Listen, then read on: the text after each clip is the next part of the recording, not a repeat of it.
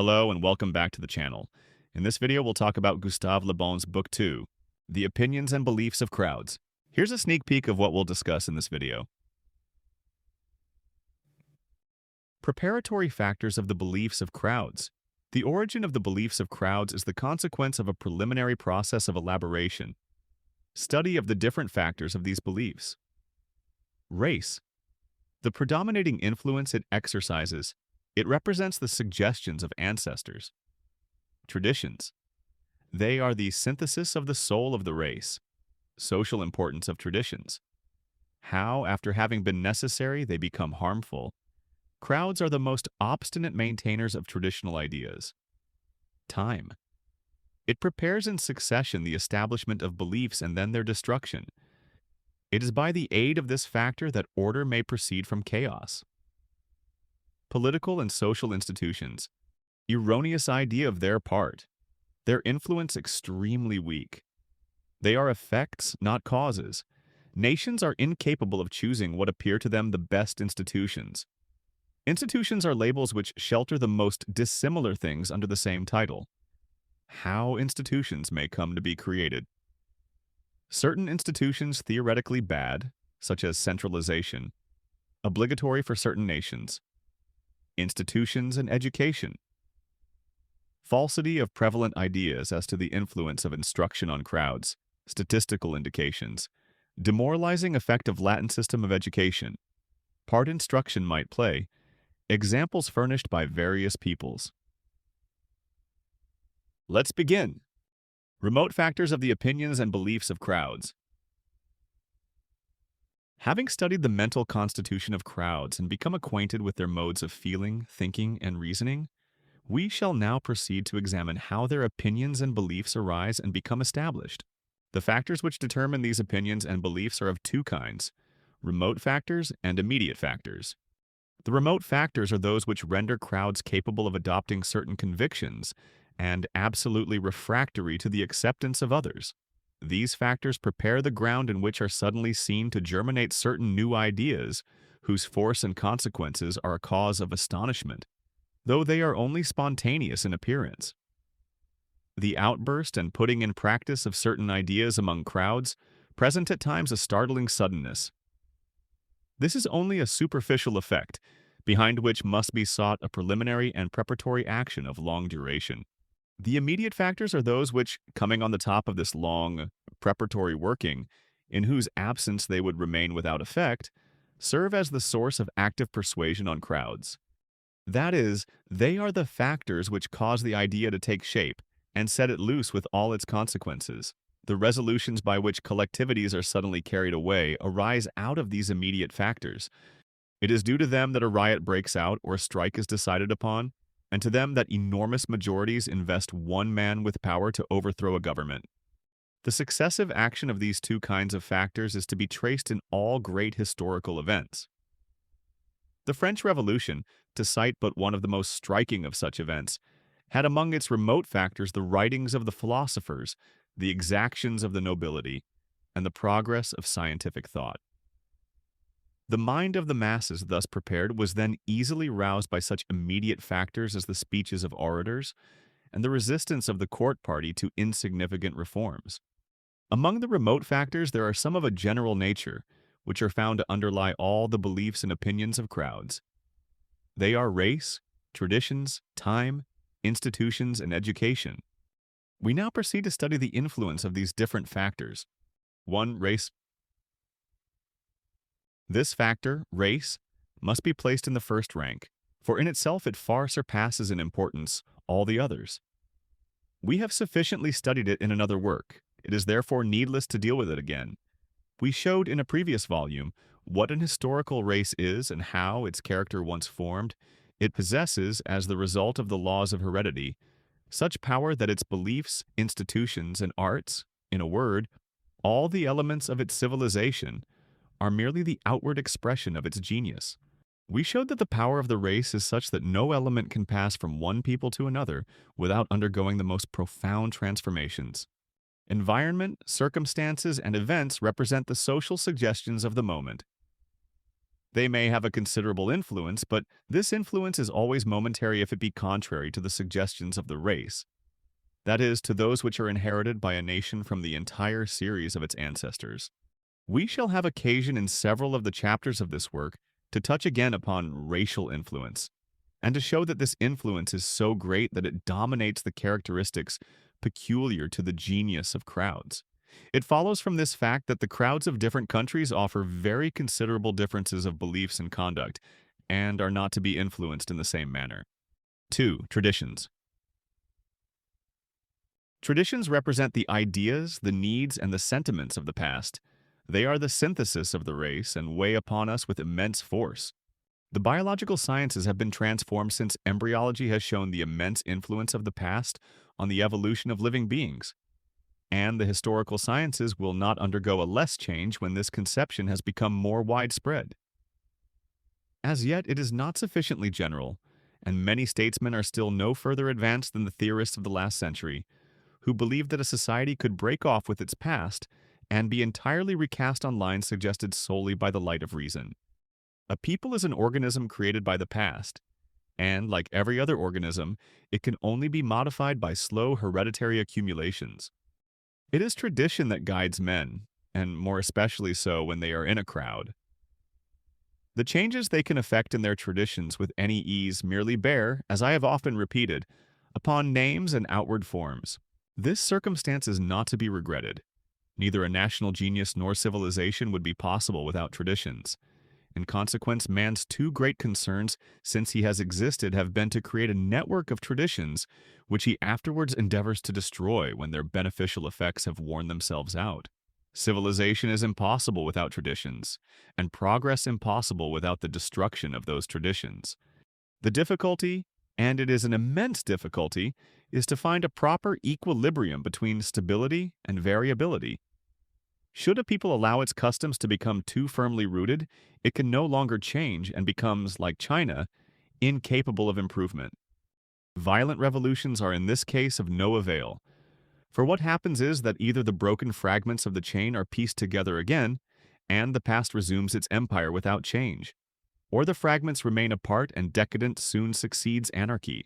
The ideal for a people is in consequence to preserve the institutions of the past, merely changing them insensibly and little by little. This idea is difficult to realize. The Romans in ancient and the English in modern times are almost alone in having realized it. It is precisely crowds that cling the most tenaciously to traditional ideas and oppose their being changed with the most obstinacy. This is notably the case with the category of crowds constituting castes.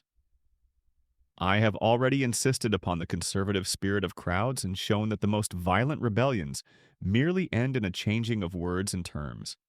At the end of the last century, in the presence of destroyed churches, of priests expelled from the country or guillotined, it might have been thought that the old religious ideas had lost all their strength, and yet a few years had barely lapsed before the abolished system of public worship had to be re-established in deference to universal demands. Blotted out for a moment, the old traditions had resumed their sway. No example could better display the power of tradition on the mind of crowds. The most redoubtable idols do not dwell in temples, nor the most despotic tyrants in palaces. Both the one and the other can be broken in an instant. But the invisible masters that reign in our innermost selves are safe from every effort at revolt, and only yield to the slow wearing away of centuries. Number 3, time. In social as in biological problems, time is one of the most energetic factors. It is the sole real creator and the sole great destroyer. It is time that has made mountains with grains of sand and raised the obscure cell of geological eras to human dignity. The action of centuries is sufficient to transform any given phenomenon. It has been justly observed that an ant with enough time at its disposal could level Mont Blanc. A being possessed of the magical force of varying time at his will would have the power attributed by believers to God. In this place, however, we have only to concern ourselves with the influence of time on the genesis of the opinions of crowds. Its action from this point of view is still immense. Dependent upon it are the great forces such as race which cannot form themselves without it. It causes the birth, the growth, and the death of all beliefs. It is by the aid of time that they acquire their strength, and also by its aid that they lose it. It is time in particular that prepares the opinions and beliefs of crowds, or at least the soil on which they will germinate. This is why certain ideas are realizable at one epoch and not at another. It is time that accumulates that immense detritus of beliefs and thoughts on which the ideas of a given period spring up. They do not grow at hazard and by chance. The roots of each of them strike down into a long past.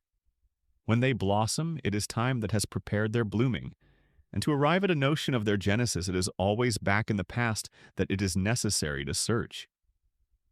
They are the daughters of the past and the mothers of the future, but throughout the slaves of time. Time, in consequence, is our veritable master, and it suffices to leave it free to act to see all things transformed. At the present day, we are very uneasy with regard to the threatening aspirations of the masses, and the destructions and upheavals foreboded thereby. Time, without other aid, will see to the restoration of equilibrium. No form of government, Monsieur Lavis very properly writes, was founded in a day. Political and social organizations are works that demand centuries. The feudal system existed for centuries in a shapeless, chaotic state before it found its laws. Absolute monarchy also existed for centuries before arriving at regular methods of government, and these periods of expectancy were extremely troubled. 4. Political and social institutions.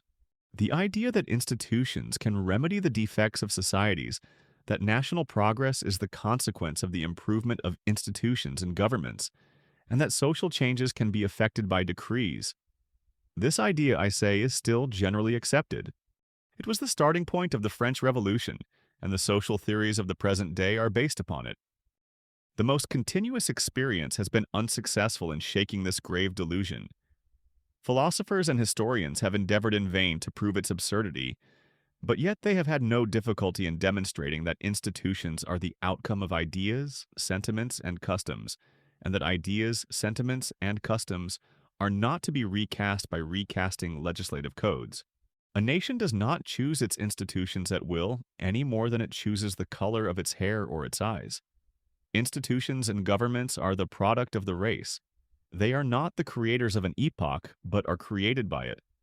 Peoples are not governed in accordance with their caprices of the moment, but as their character determines that they shall be governed.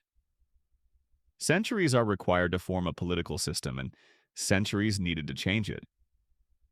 Institutions have no intrinsic virtue. In themselves, they are neither good nor bad.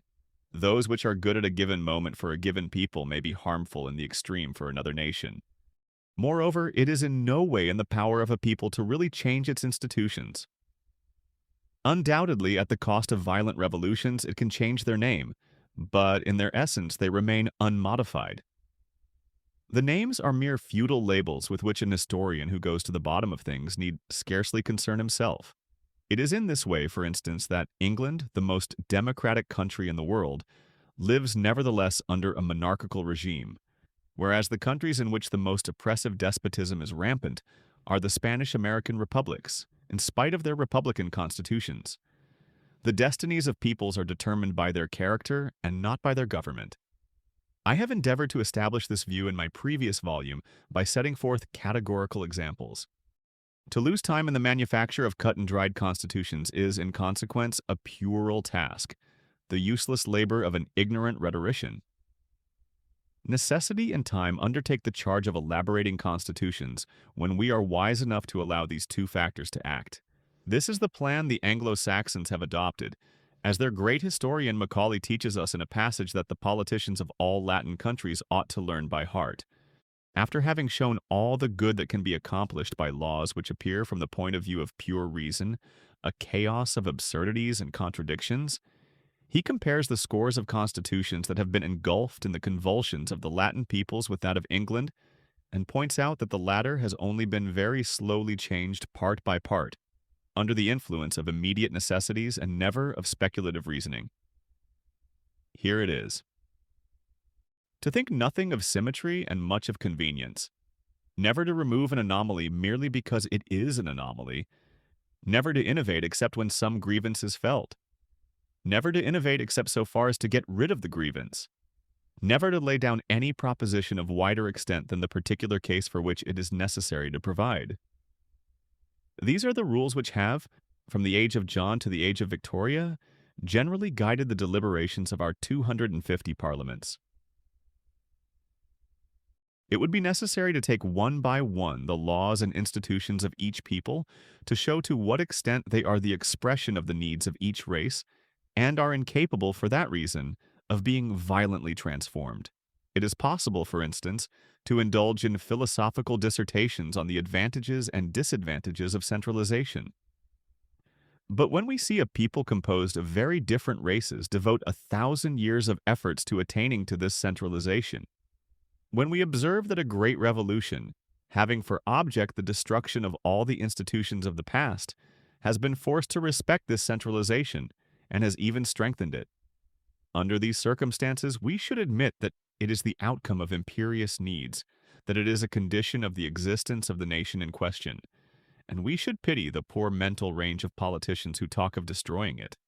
Could they by chance succeed in this attempt, their success would at once be the signal for a frightful civil war, which moreover would immediately bring back a new system of centralization, much more oppressive than the old. The conclusion to be drawn from what precedes is that it is not in institutions that the means is to be sought of profoundly influencing the genius of the masses.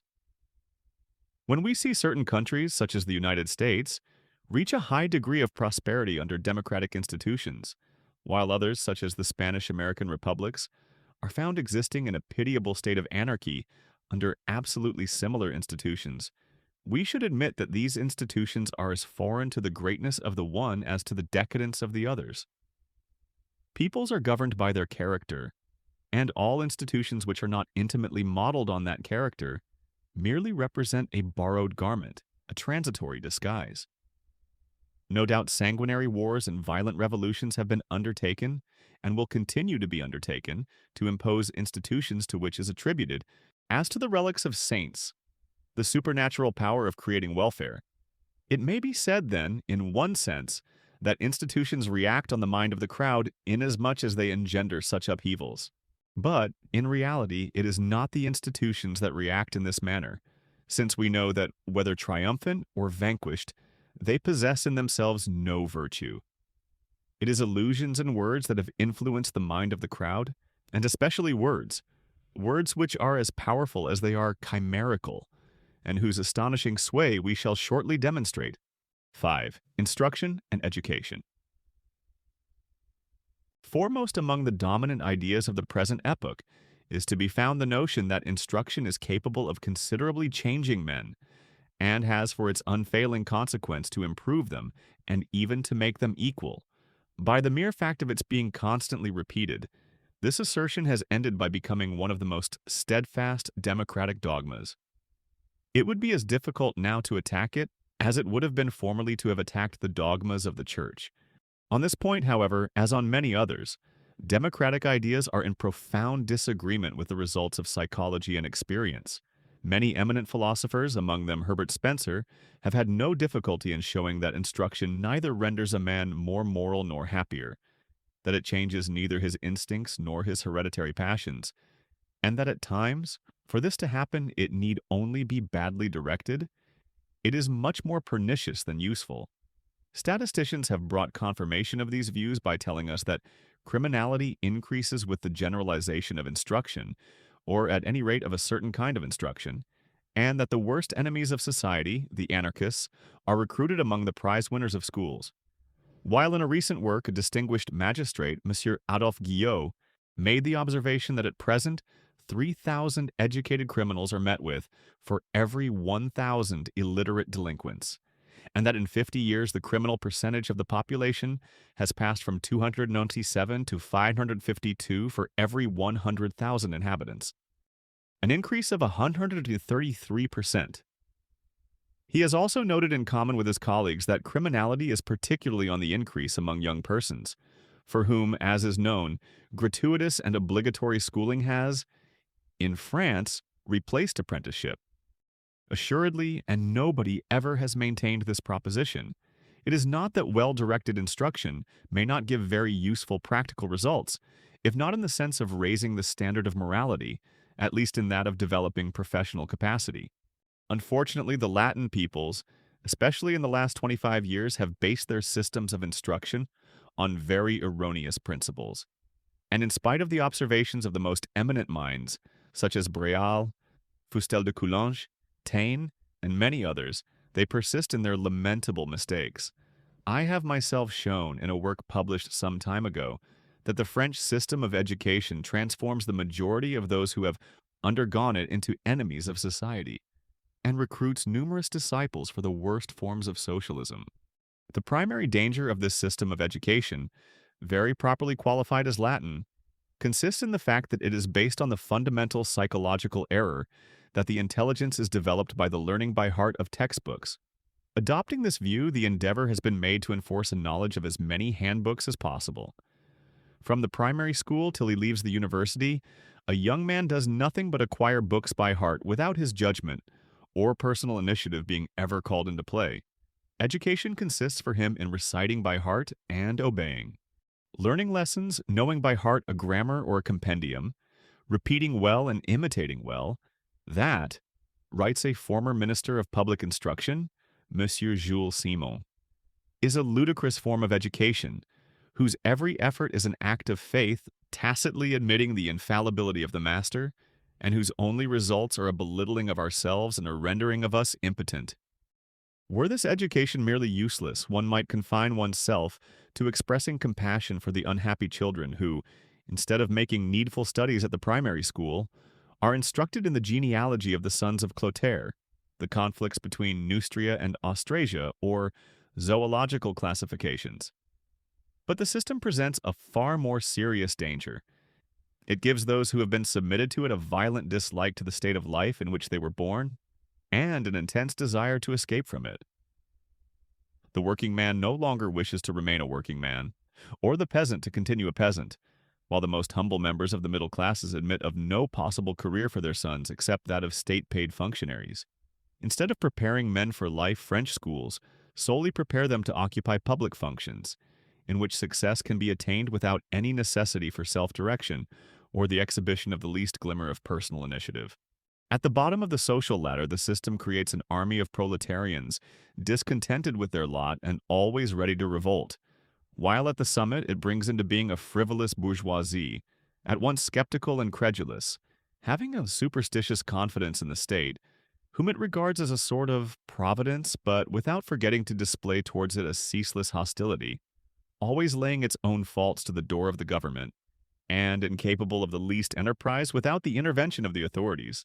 The state, which manufactures by dint of textbooks all these persons possessing diplomas, can only utilize a small number of them, and is forced to leave the others without employment. It is obliged in consequence to resign itself to feeding the first mentioned, and to having the others as its enemies. From the top to the bottom of the social pyramid, from the humblest clerk to the professor and the prefect, the immense mass of persons boasting diplomas besiege the professions. While a businessman has the greatest difficulty in finding an agent to represent him in the colonies, thousands of candidates solicit the most modest official posts. There are 20,000 schoolmasters and mistresses without employment in the department of the Seine alone, all of them persons who, disdaining the fields or the workshops, look to the state for their livelihood. The number of the chosen being restricted, that of the discontented is perforce immense. The latter are ready for any revolution, whoever be its chiefs and whatever the goal they aim at. The acquisition of knowledge for which no use can be found is a sure method of driving a man to revolt. It is evidently too late to retrace our steps. Experience alone, that supreme educator of peoples, will be at pains to show us our mistake. It alone will be powerful enough to prove the necessity of replacing our odious textbooks and our pitiable examinations by industrial instruction, capable of inducing our young men to return to the fields, to the workshop, and to the colonial enterprise which they avoid today at all costs. The professional instruction which all enlightened minds are now demanding was the instruction received in the past by our forefathers. It is still in vigor at the present day among the nations who rule the world by their force of will, their initiative, and their spirit of enterprise. In a series of remarkable pages whose principal passages I reproduce further on, a great thinker, Montaigne has clearly shown that our former system of education was approximately that in vogue today in England and America, and in a remarkable parallel between the Latin and Anglo-Saxon systems, he has plainly pointed out the consequences of the two methods. One might consent, perhaps at a pinch, to continue to accept all the disadvantages of our classical education, although it produced nothing but discontented men and men unfitted for their station in life. Did the superficial acquisition of so much knowledge, the faultless repeating by heart of so many textbooks, raise the level of intelligence? But does it really raise this level? Alas, no. The conditions of success in life are the possession of judgment, experience, initiative, and character, qualities which are not bestowed by books.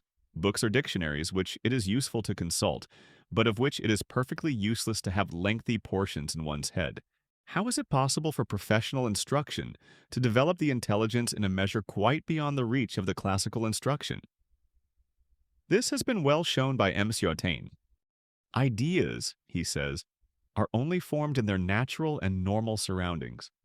The promotion of growth is effected by the innumerable impressions appealing to the senses, which a young man receives daily in the workshop, the mine, the law court, the study, the builder's yard, the hospital, at the sight of tools, materials, and operations, in the presence of customers, workers, and labor, of work well or ill done, costly or lucrative. In such a way are obtained those trifling perceptions of detail of the eyes, the ear, the hands, and even the sense of smell, which, picked up involuntarily and silently elaborated, take shape within the learner and suggest to him sooner or later this or that new combination, simplification, economy, improvement, or invention. The young Frenchman is deprived, and precisely at the age when they are most fruitful, of all these precious contacts, of all these indispensable elements of assimilation.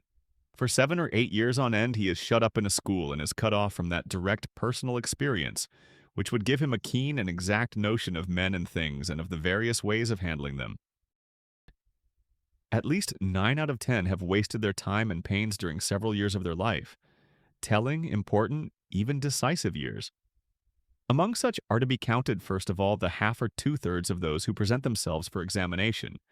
I refer to those who are rejected, and then among those who are successful, who obtain a degree, a certificate, a diploma, there is still a half or two-thirds. I refer to the overworked. Too much has been demanded of them by exacting that on a given day, on a chair or before a board, they should, for 2 hours in succession, and with respect to a group of sciences, be living repertories of all human knowledge. In point of fact, they were that, on nearly so for 2 hours on that particular day, but a month later they are so no longer. They could not go through the examination again. Their too numerous and too burdensome acquisitions slip incessantly from their mind and are not replaced. Their mental vigor has declined, their fertile capacity for growth has dried up, the fully developed man appears, and he is often a used-up man. Settled down, married, resigned to turning in a circle and indefinitely in the same circle, he shuts himself up in his confined function, which he fulfills adequately, but nothing more. Such is the average yield. Assuredly, the receipts do not balance the expenditure. In England or America, where, as in France previous to 1789, the contrary proceeding is adopted, the outcome obtained is equal or superior. The illustrious psychologist subsequently shows us the difference between our system and that of the Anglo-Saxons. The latter do not possess our innumerable special schools. With them, instruction is not based on book learning, but on object lessons.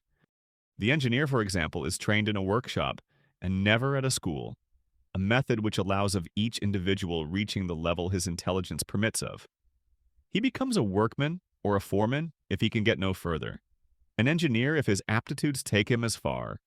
This manner of proceeding is much more democratic and of much greater benefit to society than that of making the whole career of an individual depend on an examination lasting a few hours and undergone at the age of 19 or 20. In the hospital, the mine, the factory, in the architect's or the lawyer's office, the student who makes a start while very young goes through his apprenticeship stage by stage, much as does with us a law clerk in his office or an artist in his studio. Previously and before making a practical beginning, he has had an opportunity of following some general and summary course of instruction, so as to have a framework ready prepared in which to store the observations he is shortly to make. Furthermore, he is able, as a rule, to avail himself of sundry technical courses which he can follow in his leisure hours, so as to coordinate step by step the daily experience he is gathering. Under such a system, the practical capabilities increase and develop of themselves in exact proportion to the faculties of the student, and in the direction requisite for his future task, and the special work for which from now onwards he desires to fit himself. By this means, in England or the United States, a young man is quickly in a position to develop his capacity to the utmost. At 25 years of age, and much sooner if the material and the parts are there, he is not merely a useful performer, he is capable also of spontaneous enterprise. He is not only a part of a machine, but also a motor. In France, where the contrary system prevails, in France, which with each succeeding generation is falling more and more into line with China, the sum total of the wasted forces is enormous. The great philosopher arrives at the following conclusion, with respect to the growing incongruity between our Latin system of education and the requirements of practical life. In the three stages of instruction, those of childhood, adolescence, and youth, the theoretical and pedagogic preparation by books on the school benches has lengthened out and become overcharged in view of the examination, the degree, the diploma, and the certificate, and solely in this view, and by the worst methods, by the application of an unnatural and antisocial regime, by the excessive postponement of the practical apprenticeship, by our boarding school system, by artificial training and mechanical cramming, by overwork without thought for the time that is to follow, for the adult age and the functions of the man, without regard for the real world on which the young man will shortly be thrown, for the society in which we move and to which he must be adapted or be taught to resign himself in advance, for the struggle in which humanity is engaged, and in which to defend himself and to keep his footing, he ought previously to have been equipped, armed, trained, and hardened. This indispensable equipment, this acquisition of more importance than any other, this sturdy common sense and nerve and willpower our schools do not procure the young Frenchman. On the contrary, far from qualifying him for his approaching and definite state, they disqualify him. In consequence, his entry into the world and his first steps in the field of action are most often merely a succession of painful falls, whose effect is that he long remains wounded and bruised and sometimes disabled for life. The test is severe and dangerous. In the course of it, the mental and moral equilibrium is affected and runs the risk of not being reestablished. Too sudden and complete disillusion has supervened. The deceptions have been too great, the disappointments too keen. Have we digressed in what proceeds from the psychology of crowds? Assuredly not. If we desire to understand the ideas and beliefs that are germinating today in the masses and will spring up tomorrow, it is necessary to know how the ground has been prepared. The instruction given the youth of a country allows of a knowledge of what that country will one day be. The education accorded the present generation justifies the most gloomy previsions. It is in part by instruction and education that the mind of the masses is improved or deteriorated. It was necessary in consequence to show how this mind has been fashioned by the system in vogue, and how the mass of the indifferent and the neutral has become progressively an army of the discontented, ready to obey all the suggestions of utopians and rhetoricians. It is in the schoolroom that socialists and anarchists are found nowadays, and that the way is being paved for the approaching period of decadence for the Latin peoples. If you enjoyed this video, you might want to check the books available in our link in the description. There you'll find many fundamental marketing books in different languages. And don't forget to subscribe to the channel for more marketing-related content. See you in the next one.